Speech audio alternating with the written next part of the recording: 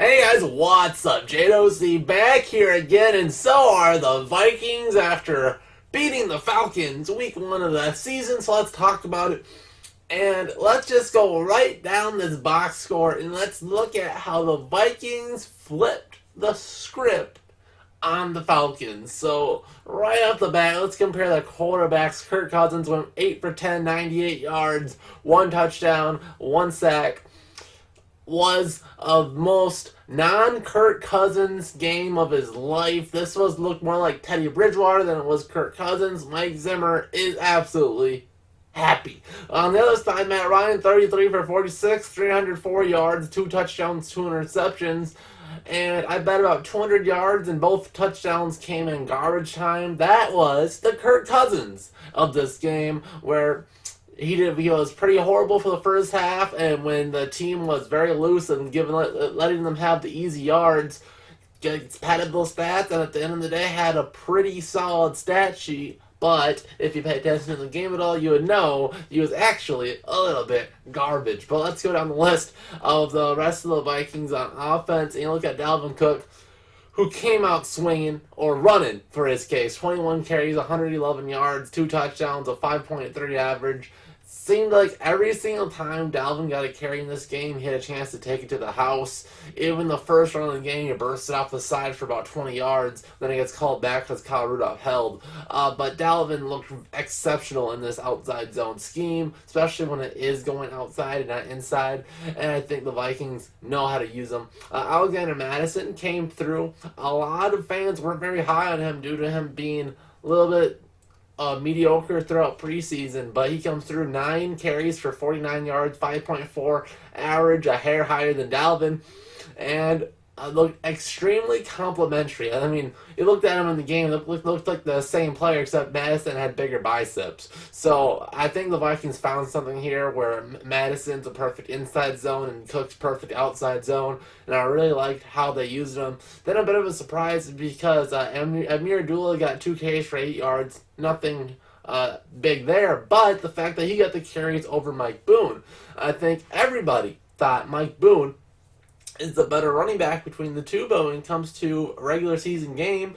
I know it's more of a garbage time carries and just it's week 1. Let's see how it works out. But it's interestingly enough that Abdullah is getting those carries instead of Mike Boone. So we'll see how that plays out as the game goes on. So that was a rushing attack. Finished with 38 carries, 172 yards, a 4.5 average, and 3 touchdowns. Kirk Cousins also got 1 sneak. Whew, what a fun game for the Vikings running attack. Mike Zimmer, this is exactly what Mike Zimmer wanted all year, run the football, and then he's like, see what happens when we run, we win by more than double their score, look how good we did it. So that's what Mike Zimmer's going to want for the rest of the year. Receiving, obviously not going to be super spectacular, and as I predicted in my overall season stat predictions for the Vikings offense, I do think Thielen and Diggs are going to regress statistically in this 2019 season, where Thielen had 3 catches, 43 yards, and the touchdown, but 3 catches on 3 targets. I mean, that's basically perfect. And then he has Stephon Diggs, who's also 2 for 2, 37 yards, no touchdowns, but slightly better average. And dealing with his hamstring injury, he did still play. He looked fine. I don't think he looked as explosive, but he also didn't have as many chances to look explosive. So it's good to see him still battling through that injury and helping out the Vikings. Chad Beebe was wide receiver 3 for week 1, and he had his 1 catch, 9 yards, which was solid. Dalvin was involved in the passing game, 2 for 9, and Kyle Rudolph had 1 target and didn't get a catch. So, despite the Vikings saying they were going to use him a lot more, no catches, week 1. A player that's not listed on here, Irv Smith, no targets, week 1. Like I said, lower expectations for the rookie tight end. He's tight end 2. Don't expect more than 500 yards this season. I want to expect more than 300. You won't be seeing a whole lot of Irv Smith in the receiving game, but he took over for the Laquan Treadwell role, where he can line up in the slot or line up closer to the line of scrimmage as a wing or even as a true tight end. And he looked like a very solid blocker. Very interestingly enough, Irv Smith was a project player, a solid receiver, but he needs to work on his blocking. And in week 1, he says, I'm the better blocker than I am receiver, as you saw him leading the way for a Dalvin Cook touchdown run. So good to see that, because I think his receiving will come very naturally to him, just take a little bit of time. But great to see him being a very solid run blocker week 1. So the Vikings on offense. The Falcons, like I already covered Matt Ryan, their running game. I said this was going to come down to who runs the ball better. Their number one back, Devontae Freeman, 8 carries, 19 yards, a 2.4 average. You couldn't ask the Vikings to bottle up any better. Their other guys got some yards, though. Ito Smith, 5 for 31, and Matt Ryan, 2 for 24 with the one where he was going to walk out of bounds and jukes his way up for the first down, which was a little bit scummy, but whatever. They had a solid overall day with 17 carries, 73 yards, an average of 4.3, which is just a hair behind the Vikings. But again, a lot of those yards came when it did not matter. Then receiving for the Falcons, their tight end Austin Hooper led the way with 9 receptions, 77 yards. Calvin Ridley, 4 for 64. Mohamed Sanu, 5 for 57. And big man Julio Jones got bottled up again, 6 for 31 and 1 garbage time touchdown. Mike Zimmer knows how to shut down Julio, and bravo to Xavier Rhodes, looking very good in this game. A matchup on Julio, he did look very good. Hopefully he is not hurt, and even though he gets hurt every single game, but hopefully it's not something that will keep him out. I know he came back in the game, some things sometimes flare up. Because one player that did get hurt was Mackenzie Alexander, and he'll probably be out for a couple of weeks, so that kind of sucks. But the Vikings moved on. We had Jaron Curse filling in the slot, and despite him being more of that bigger body guy, he looked solid out there. He wasn't as good on man-to-man coverage as Mackenzie Alexander was, but I like Jaron there. So hopefully the Vikings can battle it out, because now they're without McKenzie and Mike Hughes and Holton Hill for at least some time. Hopefully Mike Hughes will be back very soon, as he was able to practice this week. So the Vikings might rush him back for week 2. But as of right now, the Vikings have some question marks at corner. So hopefully our Rhodes and Wayne stay on the field, because we really need them. But defensively, for the Vikings, we had some studs.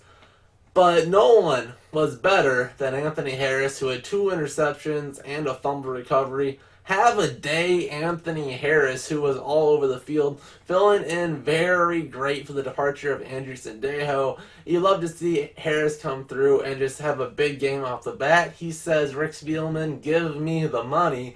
And I think Rick's probably going to get his checkbook out pretty soon. But also, Harrison Smith looked really, really good in his new role. I think that Anthony Harris, being in that position more, he has a little bit more of a nose for the ball than Sendejo ever did, so I think that lets the Vikings lose Smith a little bit more different, and I like it. Jaron, like I said, had a solid game, 9 tackles. A lot of that is when your corner is not the best thing, because that means you give up the reception, but he made the tackle right away almost all the time, so I like the way Jaron played. Eric Kendricks and Barr were all over the place, both having 6 tackles. Anthony Barr had the sack, and I loved that we are blitzing Anthony Barr more. That was the best part about his package coming in when we drafted him, and we used him a lot his rookie year. Then we kind of went away from that. I would love if this is a precursor to what we're going to see from Anthony Barr throughout the season. Send him occasionally, because I love what we have with our backup defensive ends, but I think Anthony Barr is the Vikings' 3rd best pass rusher on the team, and I think if we use him in that way like we did this game, we should have a lot of success. And if Anthony Barr has 6 to 8 sacks this season, that would be fantastic, just to give the Vikings another area to see the pass rush from. So I would love if we keep using Anthony Barr in that way. And then special teams was really good in this game as well. With we had Wilson with the block, and we had Dan Bailey was perfect on PATs. He didn't have a chance to do a field goal, and our punter was very solid as well. So looked like the special teams hopefully found a groove, a good confidence builder all the way around. The only parts of this game where you're like, all right, let's fix that. Kirk Cousins, 2 fumbles, Luckily, none were lost, so the Vikings recovered both of them, so that's good news. But one was a fumbled snap, one was just a Kirk Cousins fumble, and he had one earlier that was ruled on the field a fumble, which luckily was overturned, but in some cases you won't be able to get that replay angle or whatever to show you that it was it was a forward pass. So this is a game where Cousins could have had 3 fumbles on the day, and I think the first one would have been recovered by the other two by the Falcons. So that's something that Cousins will definitely have to keep working on, but luckily, none were lost, and this is what we're hoping for, and is that you need a little bit of luck in these situations, as that's been the biggest thing in Cousins' career. It hasn't been necessarily the fumbles, but the fumbles that take one bounce right into the other team's hands, and then they have the ball in good field position. So hopefully the Vikings can maintain that luck, and hopefully Cousins can lower the chances of the other team by just not fumbling it, and the Vikings should be good.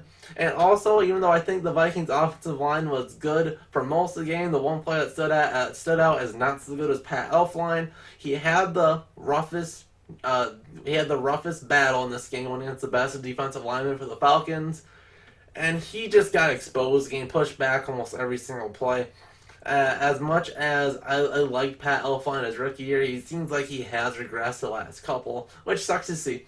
And as much as the Falcons' defensive tackle was good, we've got better ones coming up, namely Akeem Hicks when the Vikings play the Bears. That's going to be a tough one to watch Pat Elflein get beat up in that one. So since the Vikings cut Brett Jones, I hope the Vikings have another plan. Maybe Drew Samia would have a chance. I don't know if the Vikings would pull the plug on Elflein. I think he'd really have to struggle because I think they really want him to be the guard of the future. But if he can't cut it out, Drew Samia looks like he might be able to take that spot if Elflein continues to struggle. But also, hope it's just a week 1 thing and we can get that figured out because, of course, this is his first season at guard.